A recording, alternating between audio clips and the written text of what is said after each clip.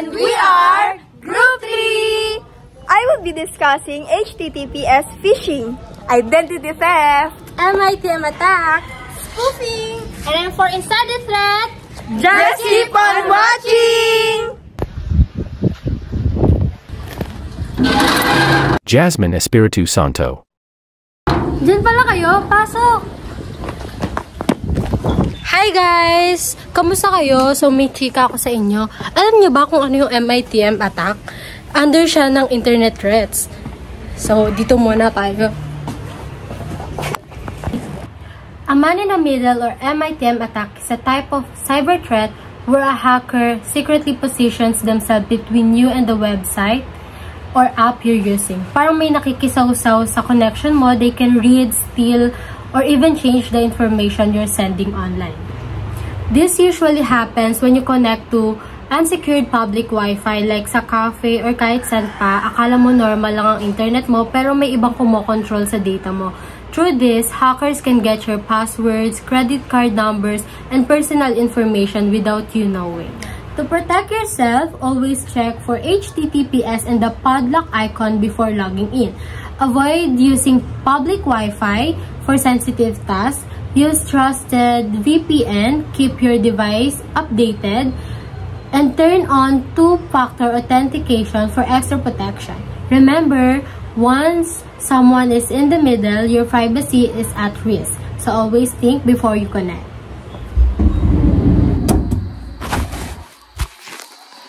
Hi guys! Rian Angel Andalas. Now I will explain what is spoofing.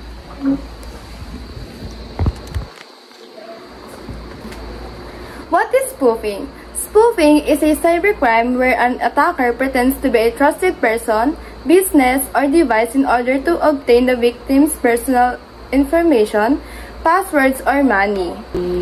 Meron tayo iba't ibang uri ng spoofing. Andyan ang email, IP, website, caller ID or phone, text message, Wi-Fi, last but not the least, the biometric spoofing.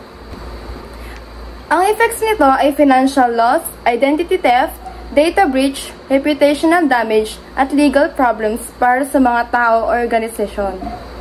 Para maiwasan ang spoofing, gumamit tayo ng multi-factor authentication, HTTPS, firewalls, at updated security systems. Mahalaga rin ang user awareness.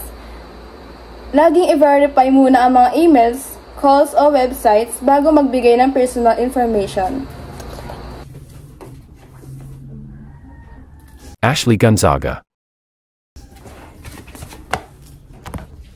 Hi guys!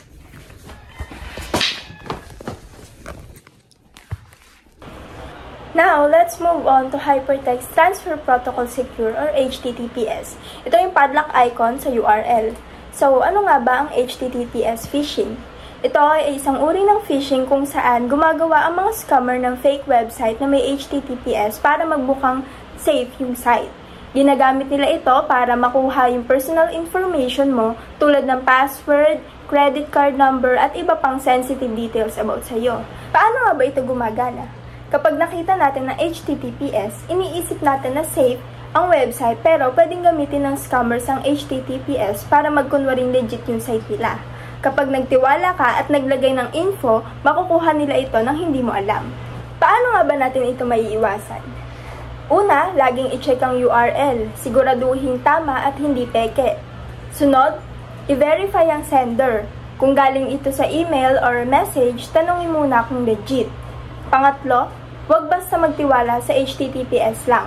Hindi ibig sabihin na may padlock, safe na agad. Reminder, ang HTTPS ay hindi automatically safe. Tiwala ang ginagamit ng scammers para makapanloko. Laging tandaan na ang pagiging mapanuri at maingat ay protection mo laban sa phishing. Athena Pauline Sabalvaro. Alam kong marami na kayong iniisip kaya dagdagan pa natin. Ano nga ba ang identity theft? Ano nga ba ang identity theft? Identity theft occurs when someone steals your personal information without your permission. This isn't just about money. It's about your entire identity being compromised. Now, how do you know if you're a victim?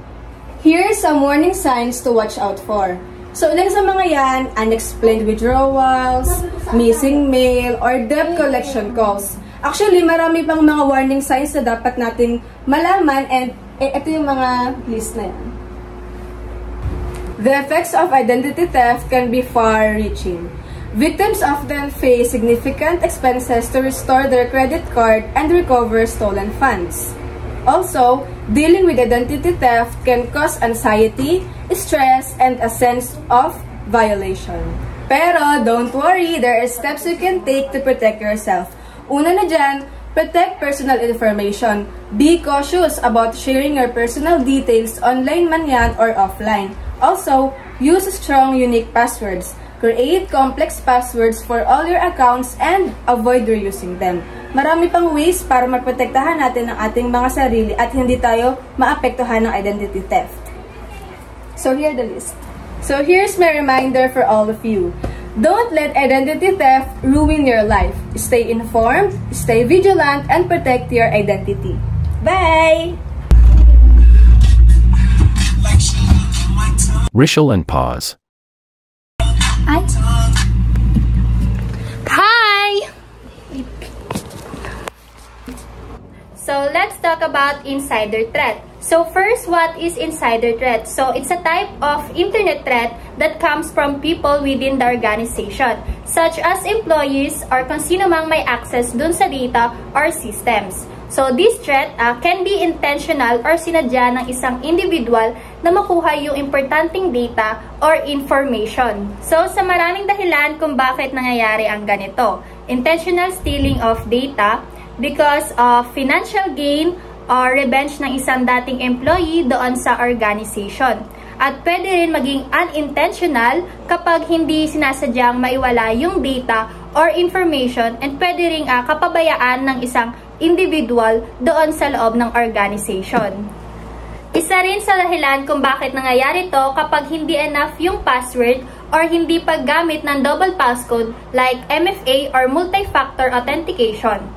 So, how we can identify this threat or mga sign ng threat na to doon sa organization? Like, if there's an authorized access, excessive data downloads, unusual logins, repeated policy violations, and so on. Para naman maiwasan ang ganitong threat, maaaring mag-conduct ng regular awareness training ang organization para sa mga employee. Paggamit ng strong security protection aside from password and use of software to detect and prevent unauthorized transfer of data at kung ano-ano pa ang mga ways para maiwasan ang ganitong klase ng internet threat.